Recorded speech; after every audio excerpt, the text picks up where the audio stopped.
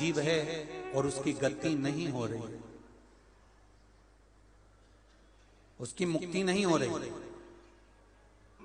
तो उसकी मुक्ति का उपाय क्या हो सकता? हमने कहा शिव महापुराण की कथा जो सुनते हैं वही एक उपाय है।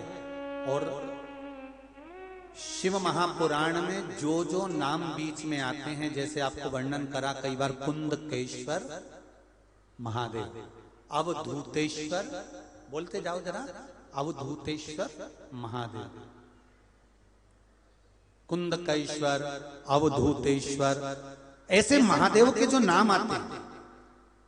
अब जैसे आज कथा में स्वधा का नाम आया, तो स्वधा का नाम जो आया, ये हम अगर उच्चारण कर रहे हैं तो कहीं ना कहीं हमारे शरीर में कोई रोग है, बीमारी है, कष्ट है, तकलीफ है, तो कहीं अगर हमारी गति बिगड़ रही तो संवारने का काम केवल मंत्र जाप नाम स्मरण कर देता है, केवल मंत्र जाप नाम स्मरण।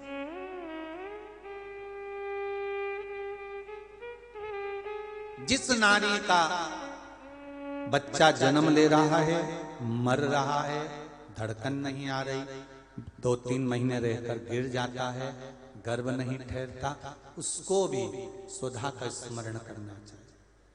और 25 तारीख को अमावस्या है, शाम के समय घी का दिया नदी के घाट पर, तालाब पर, कुएं पर।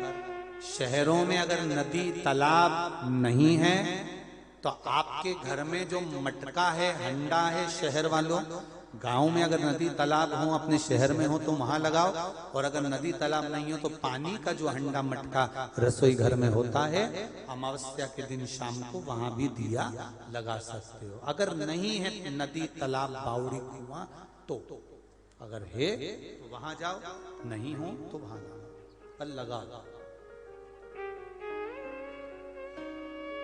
स्वधा स्मरण, स्वधा ने तप किया, उस तप का बल बढ़ा,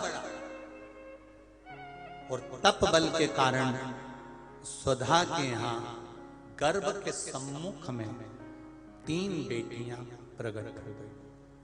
अब देखिएगा जरा, बहुत ध्यान देना इस प्रसंग पर। पितरों की बेटी